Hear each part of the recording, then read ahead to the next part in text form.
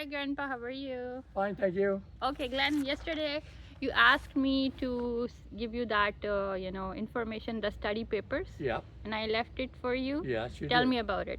Um, it was very intuitive. Like, First, tell us what they For- were about, so our audience can know what we are talking about. we're talking about the paper that you gave me on, I guess reincarnation, I suppose, of the soul or the essence of the people. It was the study was done on, it said kids 2 to 7, which is good. But then I get thinking about it. The 2 to 7-year-old child, I know my grandkids from 2 to 7 wouldn't have really understood. Like I suppose that it's good, but I find it hard to believe that they would have really known what they were talking about, because they wouldn't know really religion. They wouldn't know death or life because they're so young. They're just happy. The birthmarks and stuff is challenging to the mind, because obviously that means that some essence of something is there. How the birthmarks and that's very challenging to the mind. I don't know how that would happen, but I found it intuitive, but still the scientific part of me is trying to kicks in and says, like, how does that happen? So you don't, can I say that you don't trust studies? I do, but studies are they're good, but they're not the end of the means. They're studying a group of 2,500 people, like you said, but when there's, I don't know how many people in the world, so that was a very, very, very small portion of what they did. Sure. I know they went across other religions and stuff.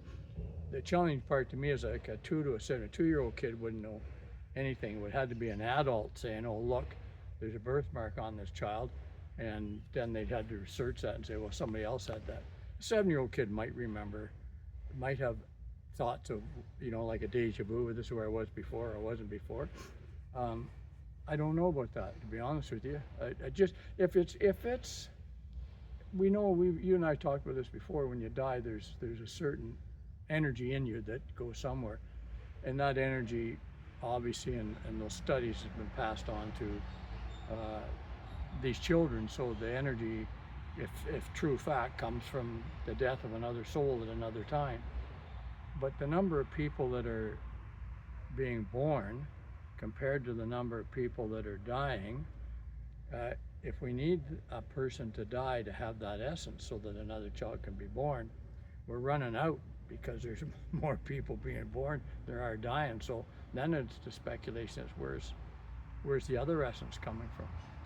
That's keeping, like, if I didn't come from somewhere before, then where did my essence come from when I... So you are thinking with limitations again. Yeah. You think there is a number of souls that need to be given to body. It's not like that. Okay. It's just an assumption your mind is giving you. So where do all these souls exist then? Just in nowhere? No, there is a great long Plato's work on this, as well as other philosophers' work, and now physics is also trying to understand these phenomena.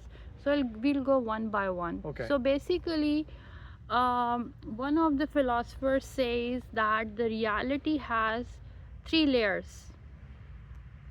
The first layer is our time and space. Okay. The second layer is where you can bridge between time and space, and the third layer. Okay. So the second layer is like a spectrum. When you are going near this time and zone, you will see the entities or whatever in the second layer to be part of time and space, like souls. Okay. So souls are in the second layer, but when they enter the body, they come into our time and space. But when they are not in our body, they are in the second layer, where there's no time and space. No, well, soul wouldn't be old or young. Yeah. There's no, it's exactly. It's an existence. And the third layer which is beyond our understanding, which again becomes the eternal realm for the creator. So nobody can comprehend it again. Okay. Because we are not even able to comprehend the second layer now. No, Have you seen the movie Inception?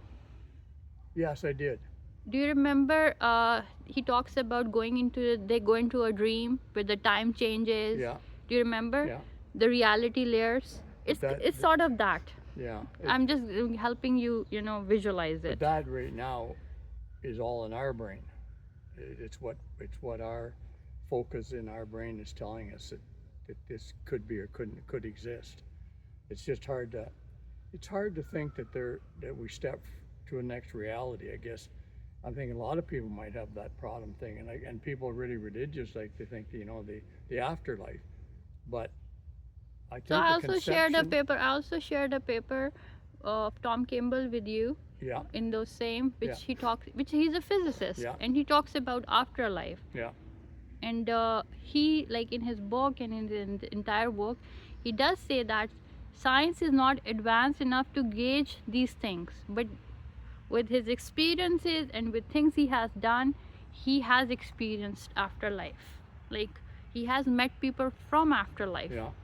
and he's not going to lie, right? Oh no, He's a nobody. So Nobody, again, nobody wants science to is lie about. limited. Nobody Science. wants to lie about. I think what everybody wants to know is they just want the truth. And The truth, another right? thing, if you have been, like, since you were facing, okay, I'm not going to share that. So do you understand hospice, right? Yeah, So hospice has a particular literature as well. You're aware of that, Yeah. right?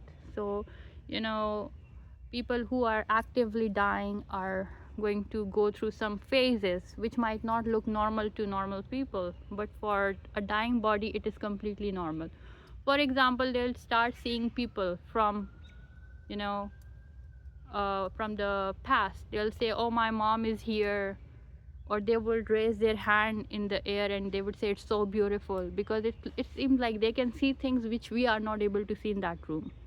or is their mind depleting? So all that those- has also been all done, those me- and all that those memories are there. So when you're starting to die, those memories start coming forward. So what you're seeing with your eyes, you think you're seeing, is that part of the brain maybe dying and sending those images to you, so you can see, oh, this is what I had in the past. This is where I was in the past. so I it's don't it's know. not that. Basically, what all of them go through, which are dying actively, like in a hospice situation, in a control, like where you can see what's happening, all of them say exact the same thing. The people who are already dead, they say they are coming to get us, they are visiting us. Okay. They're not talking about people who are alive. They're only talking about who have already passed. Okay. So basically, it's like thinning of the veil, you can say. Thinning of the veil. Like, this reality is a Yeah. veil, has a veil. We Yeah. are into this physical realm, and then there's a realm beyond physical time and space. Yeah, So- I understand what you mean. It just, and the thing is, you're reading about that, and why are we? This is a big universe we live in. So, are we just privy to it here, or is there a lot of other A lot. There's a lot. places out there that A have lot, the same? a lot. We are just, a pick of atom in the entire Yeah. universe. We are just, extremely. But again, when it's about universe, or it's about creator, size does not matter. It's not about size. No. If you're small or big in size, it's about the journey each awareness is going through. Well, each person has their Yeah, own essence, yeah, right? yeah, That's in us. Yeah. It's there when you're born. It's there when you Yeah. die. It comes in and it goes out, Yes. and in between, hopefully, it keeps Yeah. you going. Yeah. I know I was at hospice with my wife for almost 6 weeks, so I know what it's like to watch someone pass away. I was with my sister. Did she stop eating? Yeah, So- intravenous. They fed so her intravenously. Did they tell you why that happens? Well, she was sick. She couldn't eat. That is one reason, but the other reason is just like when a person conceives and the body needs energy to grow. Yeah. In order to pass on, the body needs to get rid of all the nutrients and all the things it has, so it becomes easier. It's like it's getting ready to die. It's like a passing. Yeah. So for that, the body automatically the immune system automatically shuts down eating and even sometimes drinking. Yeah, that's true. And it happens for a very long span of time, which is not. And then there's a surge phase. I don't know if you experienced that, when they just sit up one day and you feel everything is fine. Oh, there's a mosquito on your face. Yeah. Got him. Yeah. So the family member thinks that, oh, he's okay, the person is just fine now, and let's go home. But in a couple of days, or maybe next hour, or maybe next They day, pass away. did you go through that? Yeah. So these are just not happening with, it didn't happen just, it's a normal hospice experience with almost everybody. Yeah. So when you know these things, since I have studied this a lot, so I'm explaining, like I'm telling you, and you're saying yes, you experience it, because have, it is yeah. something that happens to almost everybody. Well, my daughter passed away. You're right. I was there when she passed away. My twin sister, she passed away, and then my wife, all in 1 year. I Yeah, lost them I'm all. so sorry for So that. I was there, and I watched them die, and it wasn't a horrible death, but it took several days and more than several days. My daughter was probably the fastest. She passed away in 3 days. My sister took about 6, and my wife was in the hospice for over 2 weeks. Been in the hospital for a week before that. But you're right. It's there's no hope. You know they're not going to come back. But and there's nothing you can do about it.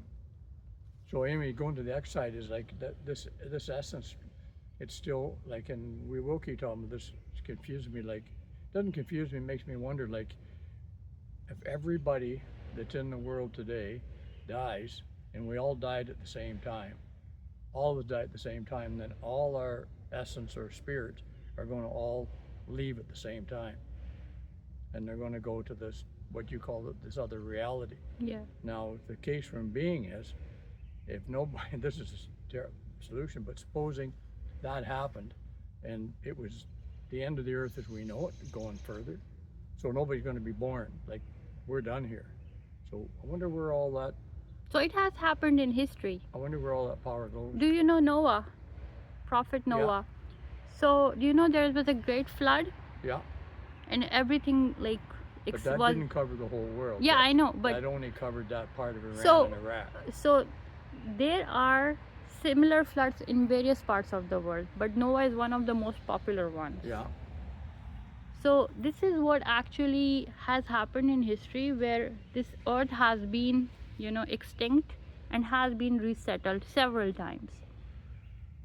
So Several times. We are not the first generation of Adams or the first No, humans. We are but not. what I'm thinking is a drastic thing that would ever happen. But if like when we had that COVID here, but if supposing something comes in this world and we're not privy to it, and it's a disease that eventually, like it can do it to animals, but kills off mankind, we're all gone.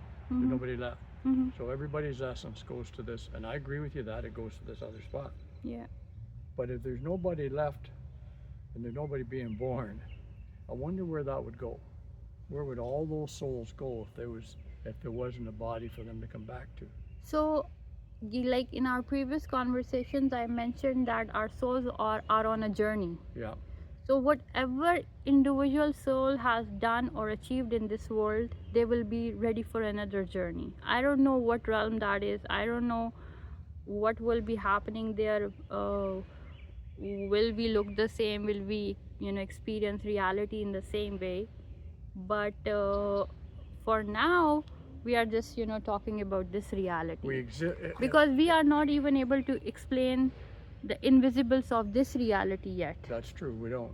We know there's something there. I agree with you. We know, excuse me, science has proven the fact that you can't create energy. You only change it from one form to another. So the energy of whatever is when we're born is there, and when we die, that energy passes on. It's not being destroyed. Yeah, it's not going to vanish. It's being transferred someplace else. It's just that where it's being transferred is the part that's confusing. Like where does it rest until it has a place to go? What does it do while it's there? Or does it do anything? Maybe it's like electricity in a wire. It's sitting there until you turn the light bulb on. It's just always there, and until there's a need for it, it doesn't manifest. It just stays where it is, and then all of a sudden there's a birth or something comes along and says, "Oh, hey, it's my turn. I'll go and I'm gonna go back again." I'm with you. I know there's something there. But I don't know what it is. So And do you think all these things are happening automatically? Nobody is making systems for these things to happen? I don't know that. I Can don't. anything happen by itself? Can anything? Any single thing, can it happen without a cause? No, it has to be a cause. So why not the universe? Well, the thing is, the universe is so large. You're right. Like, you know, So and we're it so means small. I think we're a drop in the sand when we look about how many more stars and suns and planets there are out there. So maybe once we go to this second reality, what do we call this? Maybe we're joined at the hip. Maybe we're joined to all these other places as well. You know what I mean? so the second reality I'm talking about is called the realm of archetypes. It's called the realm of archetypes, Okay. which we are calling the second reality, which is without time, Yeah. where our souls will go, or souls exist. Well, once they go there, you're right. There is no time, eh? Yeah, because souls don't man have a time. measures time. Yeah. Nobody else cares Yeah, about it. yeah. There's nothing in the universe cares So about time. even in quantum physics, you would be aware of superpositioning, right? Yeah. A photon can exist in wave as well as in particle state unless observed. In quantum physics, there's a theory called superpositioning, Okay. and it says photons exist simultaneously in two states. One is wave Yeah. and the other is particles until observed. Can your brain comprehend it? Yeah. I see what you mean. How can you be a wave? How can you be a liquid as well as solid, Glenn? You can't. But that is the true reality Although until observed. our solid being is 90% liquid, so. No, but when I'm seeing you, you're in solid form, right? Yeah. But the photons can be seen in wave as well as particles until observed. Okay. So when So science doesn't know why, but they know yes, it happens. It is the truth. that's okay. So even like when you go to the lower levels of reality, such as within the atom, within the electrons, within the photons, the reality becomes like the lowest form of reality within an atom is called filaments that are vibrating. This is the lowest form, and this is what. So these filaments, these vibrations are making our reality. Do you understand what I'm saying? Well, I do. And my accent, I know No, sometimes. no. I understand what you're Okay. saying. I'm just trying to conceive So that. our reality is not even physical. We are vibrations. Our lowest level is a vibration. Okay. Your atom has electrons. Within electrons, there are photons. Within photons, there are filaments of vibration. That is creating you, a vibration. So you are a vibration.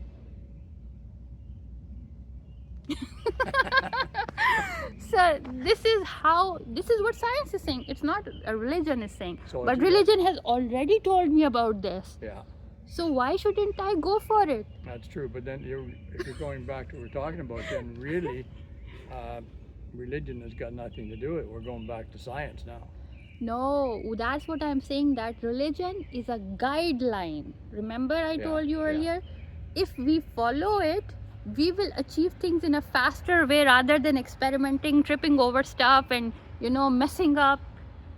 It will be an easier journey. But again, the problem is because of cultures, political issues, people have manipulated religion. They have transcribed it, they have interpreted in the way they want for their interest rather than in its true spirit. Okay, but how did religion wasn't always here? So It was. mankind came before religion. The first, I don't know what your information about religion is, but Adam, Yeah. the first man on earth, Yeah. was our prophet. The first man. Yes, and Quran has it. So if Adam was the first man and Eve was the first woman, then we're all related. No, we are not. So there's another story to that, which is a. So where did all the I'm- rest of us come from? I'm gonna tell you. Usually people think that we have been incest and God forbid all Yeah. those nasty things, Oh, that's terrible. but that's not true. If God can create one human one woman, one man, Yeah. why can't he create others? Well, that's true, but did he? Yes. So Okay. there is a story. This is where the other part of the world comes in. God sent two ladies from the other realm, Yeah. which were basically not 100% human. Okay. And that is where our genetics started to get intelligent. Okay. And they were married to the children of Adam. This Okay. is one aspect. The other aspect, the other story can be, or other method of understanding would be that Adam is a race rather than a man. Okay. This is another interpretation.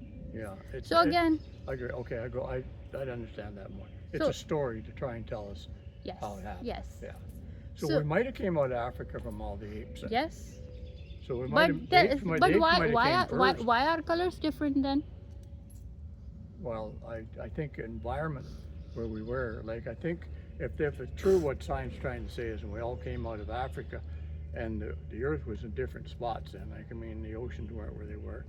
So you would have to adapt to your environment. So if you're an indigenous person lived up north, you're gonna get used to the cold. And if you were a person that lived in Africa where it's warm, I think evolution would take care of that for you. And we would adapt to the environment that we're in so that we could sustain life there. So we all might have started out in the same spot, but as we took our journeys, times changed. I don't know. I don't know that. Yeah. I just look at some of the tests that they say that the factors, the life factors, DNA factors, that we're not far off some of the animals in Africa, or however you want to put it. So, How do you feel about this entire conversations that we're having? oh, good. Do you think like it's new and new perspective and Well, yeah, a lot of people won't talk to me because I maybe have my own theories, right? So, and I don't give them up very easily. And I'm not saying that I'm not religious. I just want the answers. And sometimes I've been to. will you share them with us? Pardon me? Will you share them with us, with our audience and me? Well, they would if I'm still searching. That's why when you said Okay. you'd talk to me, I thought Okay. this is a good idea. Okay. Yeah, I've spent a lot. I'm not knowledge of the Bible. I mean, I've been with it. I went to church since I was 5. I was ordained in the church. I belonged to the church for 20 some years. My children are baptized and my grandchildren. It's just as you get older and you start losing people like I have, they start to pass away. In my younger life, I was involved in a couple of serious accidents where the people that were with me passed away, and I was the only one that survived. So then you start to wonder, like, I know it's why am painful. I here and why are they gone? Like, is somebody looking down for me, or somebody taking care of me, or is it just fate? That's fate. So I also got the answer for that question because we were also talking about it yesterday, that if there is a God, why is he not saving, right? Yeah. Anybody or from Well, the he was saving Yeah. me, so I can't get too mad at him. Okay. He brought me through a few things, but Okay, so the answer to that is like, I'll give it quickly, that if you're a dad, right, if your son wants something, right, if he wants to buy something, you'll give him a $50, for instance, yeah, and you'll tell him go buy it, and he says that no, this $50 I still want it. You'll say, I have given you, go and buy it, right? yeah, But he says no, still give me. Like, he says, why? I have a father, why is he not like giving me the thing? You have given him the means to get it. yeah. Same is with God. He has given us means. We are just not using them properly. Well, or we don't realize we got them. Because Or we right, are or we so don't know, lost. or Because the- we are so yeah. lost in so many, desires and materialism. Yeah, we don't see the forest for the trees. Yes. Yeah, Yeah. but it's there all the time. It's there if you're looking for it. Maybe you're not looking for it. Yeah. Maybe you're just waiting for it to happen on its own. And if it doesn't happen on its own, then you don't believe it's there. Yeah. So that's the way with me sometimes. I things happen and I think maybe it's really not there. Like it maybe didn't happen, but it happens. And then you wonder, why does it happen? So then you want to if it's something that's against you, like losing someone, then you think there must be somebody to blame. So if you can't blame anybody, then you say, well, why God do this to me? In the case of my daughter, she was diabetic, so she was sick most of her life. My sister, she had a lot of concussion. She was in a car accident, same as I was. She didn't come out as well as I did. And my wife, she was misdiagnosed by the doctors and succumbed to the misdiagnosis. I and have passed. seen you, I Glenn. can I have seen you, Glenn, the entire year, and you have been one heck of a great, brave person. Well, I have been watching you. Trust me, you have handled it the way a man should. well, You have been through it. extremely brave, and I know I cannot take away your sadness, but trust me, you are doing great. You are doing amazing the way you have been keeping up with everything. I'm proud of you as a neighbor, Well, thank you. I'm proud and of you too. I am